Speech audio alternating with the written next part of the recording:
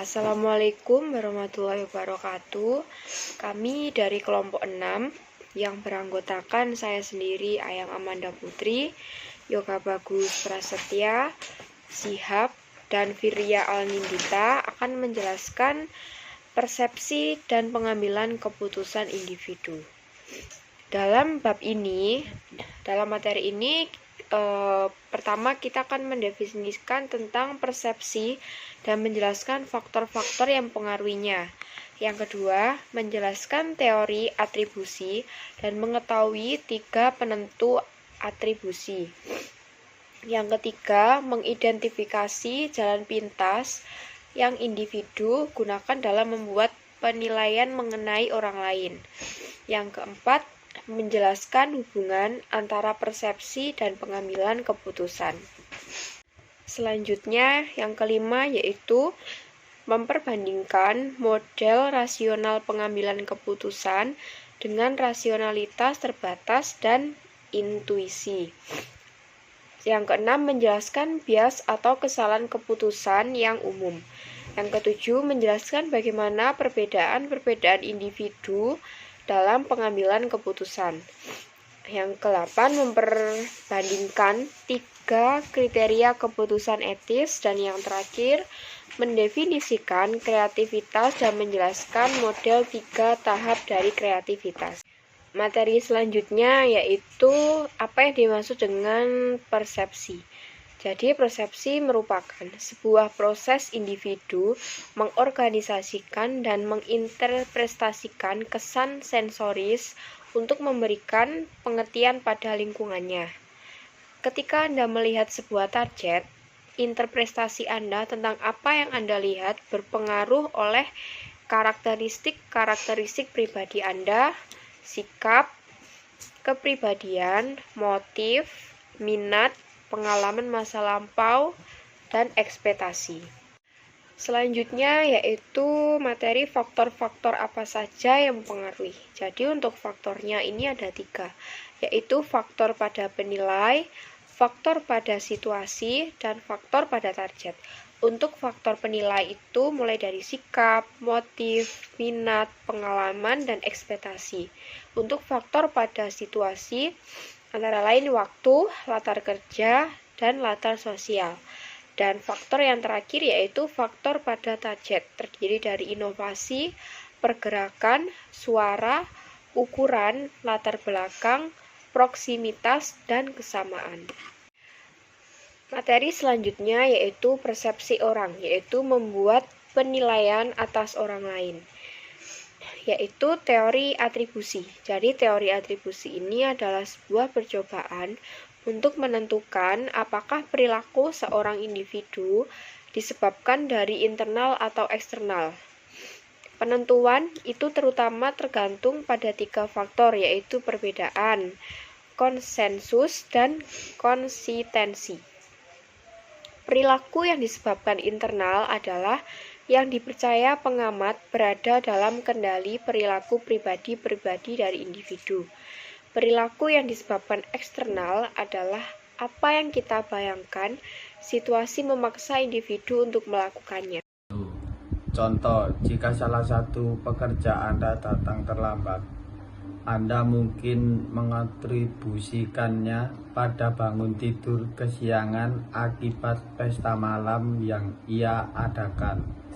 Ini adalah atribusi internal, tetapi jika Anda mengatribusikannya pada kecelakaan mobil yang membuat macet, Anda membuat atribusi eksternal. Perbedaan merujuk pada apakah seorang individu menampilkan perilaku yang berbeda dalam situasi yang berbeda. Misal, apakah pekerjaan yang datang telat hari ini adalah yang secara teratur meningkatkan komitmen.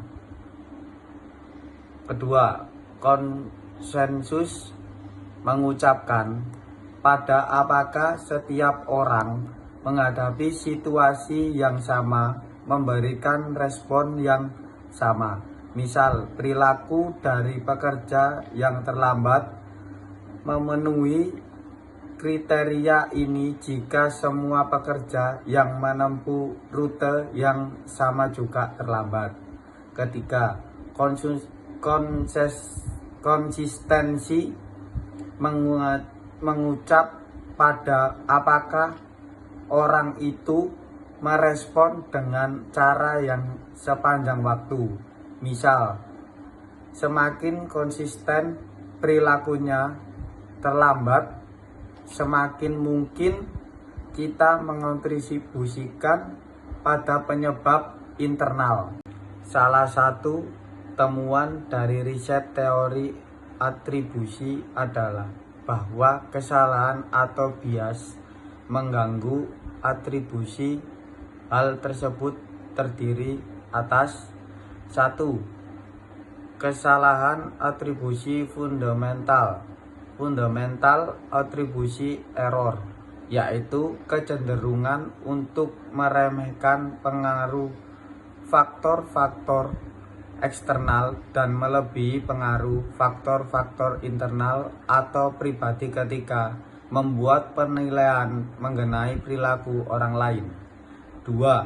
Biasa pelayanan diri self-serving bias adalah kecenderungan individu untuk mengontribusikan kesuksesan mereka pada faktor-faktor internal seperti kemampuan atau usaha, tetapi menyalahkan kegagalan pada faktor-faktor eksternal. Jalan pintas dalam menilai orang lain secara umum. 1. Persepsi selektif, yaitu kecenderungan untuk secara selektif menginterpretasikan apa yang seseorang lihat dalam basis minat, latar belakang, pengalaman, dan sikap seseorang. 2. Efek halo. Halo efek adalah kecenderungan untuk menggambarkan impresi umum mengenai seorang individu berdasarkan karakteristik tunggal.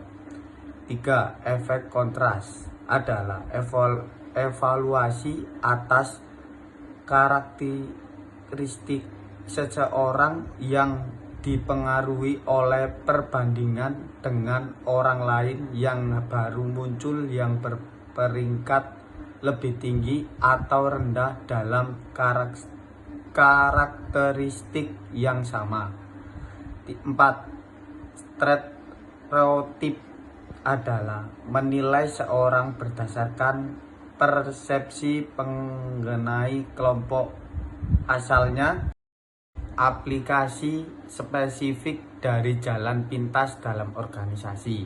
1. Wawancara kerja.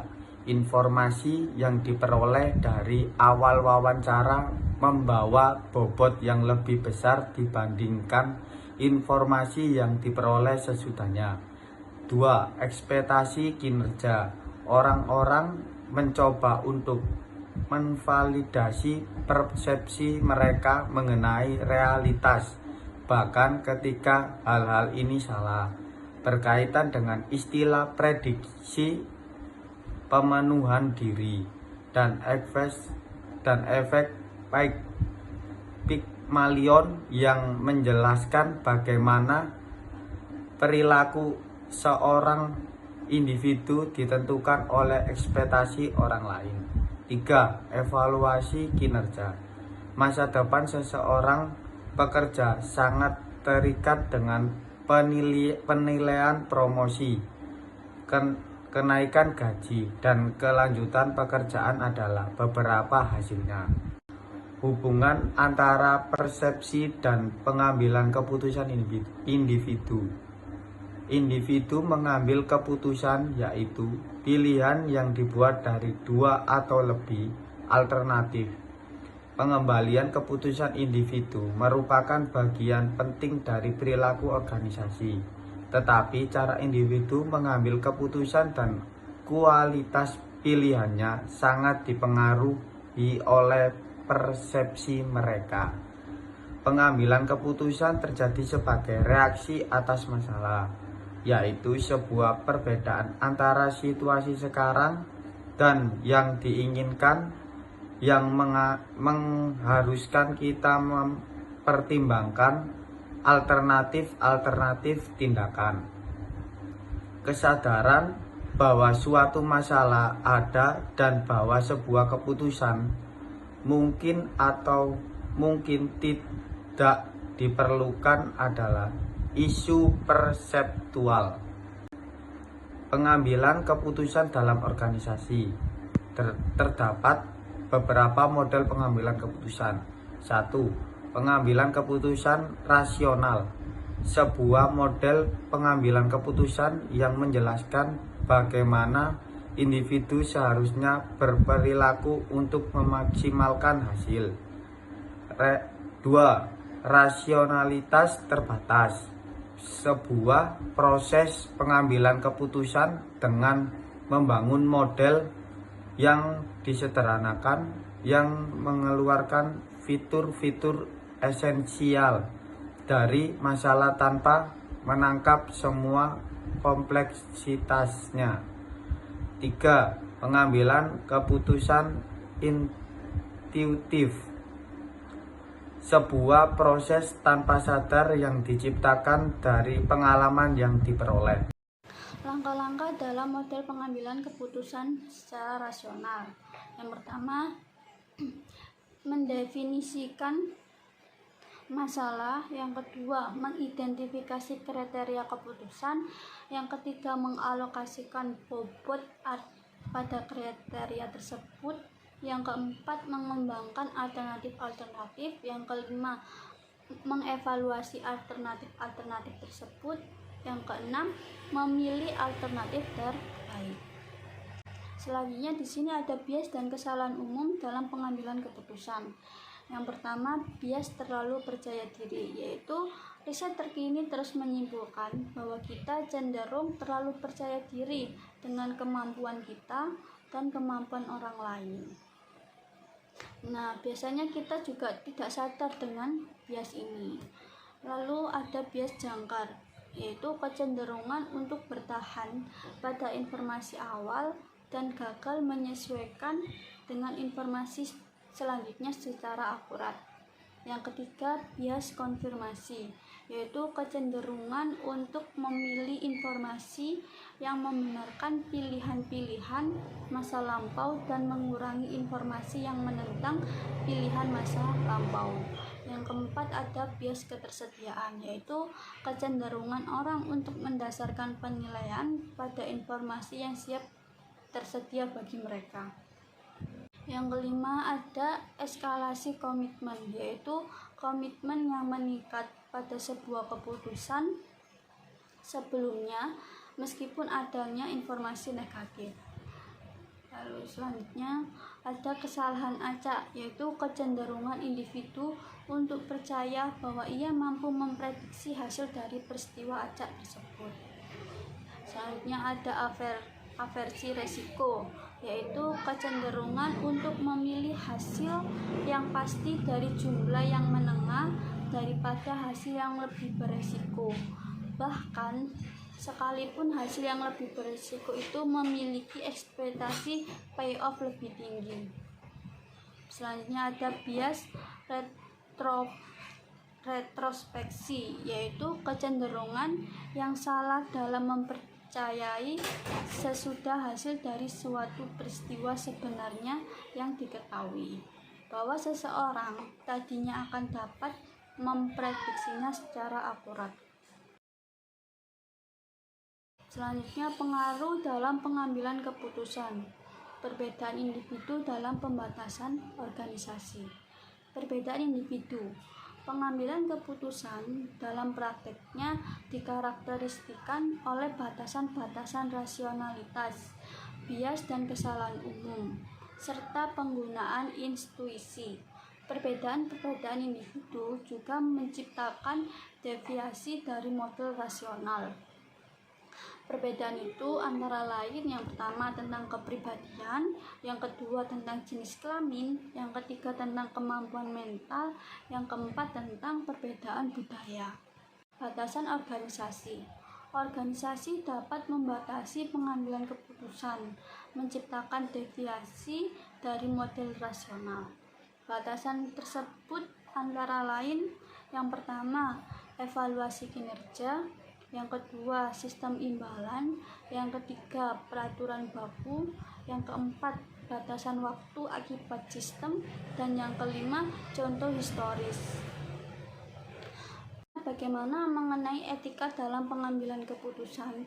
Di sini akan dijelaskan 3 kriteria keputusan etis, yaitu yang pertama, ukuran etis pertama adalah utilitarianisme yang mengusulkan pengambilan keputusan hanya berdasarkan keluaran idealnya untuk memberikan yang paling baik dalam jumlah yang paling besar. Yang kedua, kriteria etis lainnya yaitu untuk membuat keputusan konsisten dengan kebebasan dan hak-hak fundamental seperti yang tercantum dalam Piagam Hak Asasi. Yang ketiga, kriteria ketiga adalah untuk menanamkan dan mendorong aturan-aturan dengan adil dan netral untuk memastikan keadilan atau distribusi yang merata atas manfaat dan biaya. Kreativitas, pengambilan keputusan kreatif dan inovasi dalam organisasi. Kreativitas atau creativity adalah kemampuan untuk menghasilkan ide-ide inovatif dan berguna. Kreativitas membuat pengambilan keputusan untuk secara penuh menilai dan memahami masalah, termasuk melihat masalah yang tidak dapat dilihat orang lain. Perilaku kreatif. Perilaku kreatif terjadi dalam 4 langkah yang masing-masing mengarah pada yang berikutnya. Yang pertama ada formulasi masalah, yaitu tahapan perilaku kreatif di mana kita mengidentifikasi sebuah masalah atau peluang yang membutuhkan sebuah solusi yang belum diketahui. Dan yang kedua, pengumpulan informasi, yaitu tahapan perilaku kreatif ketika solusi-solusi yang mungkin atas masalah diinkubasikan dalam pikiran individu. Yang ketiga, yaitu ada pemunculan ide, di mana tahapan proses perilaku kreatif kita mengembangkan solusi-solusi yang mungkin atas sebuah masalah dari informasi dan pengetahuan yang relevan. Yang keempat, yaitu ada evaluasi ide. Proses perilaku kreatif di mana kita mengevaluasi solusi-solusi potensial untuk mengidentifikasi yang terbaik. Selanjutnya, yaitu model 3 tahap kreativitas dalam organisasi. Yang pertama itu ada gambar, di mana penyebab perilaku kreatif dibedakan menjadi 2, yaitu potensi kreatif dan lingkungan kreatif. Selanjutnya ada perilaku kreatif. Nah, perilaku kreatif sendiri itu ada 4 aspek, yaitu pertama ada formulasi masalah, pengumpulan informasi, pemunculan ide-ide, dan yang keempat ada evaluasi ide. Selanjutnya ada hasil kreatif atau inovasi, yaitu ada 2. Yang pertama ada pembaruan, yang kedua ada berdaya guna. Selanjutnya ada penyebab perilaku kreatif. Yang pertama ada potensi kreatif, yaitu kecerdasan berhubungan dengan kreativitas. Orang-orang cerdas lebih kreatif karena mereka lebih baik dalam memecahkan masalah yang kompleks. Meskipun demikian, individu-individu cerdas bisa juga lebih kreatif karena mereka memiliki memori kerja yang lebih besar, yaitu mereka dapat mengingat lebih banyak informasi yang berhubungan dengan tugas di tangan. Selanjutnya ada lingkungan kreatif. Sebuah tinjauan atas 26 studi mengungkapkan bahwa motivasi intrinsik atau keinginan untuk mengerjakan sesuatu karena lebih menarik, menyenangkan, memuaskan, dan menantang atau dibahas lebih detail di bab selanjutnya atau berkolerasi cukup kuat dengan hasil kreatif. Keluaran dari kreatif atau inovasi. Perilaku kreatif tidak selalu menghasilkan hasil kreatif atau inovatif. Seorang pekerja mungkin menghasilkan sebuah ide kreatif dan tidak pernah membagikannya. Manajemen mungkin menolak sebuah solusi yang kreatif. Tim mungkin membatasi perilaku kreatif dengan mengisolasikan mereka yang mengusulkan ide-ide berbeda. Solusi yang aneh hanya kreatif ketika ia membantu memecahkan masalah. Ide-ide kreatif paling mungkin diimplementasikan ketika individu dimotivasi untuk mentranslasikan ide ke praktik. Selain itu, sebuah studi atas tim perawatan kesehatan mendapatkan bahwa kreativitas tim itu ditranslasikan menjadi inovasi hanya ketika iklim secara aktif mendukung inovasi. Sekian presentasi dari kelompok kami, kurang lebihnya mohon maaf. Wassalamualaikum warahmatullahi wabarakatuh.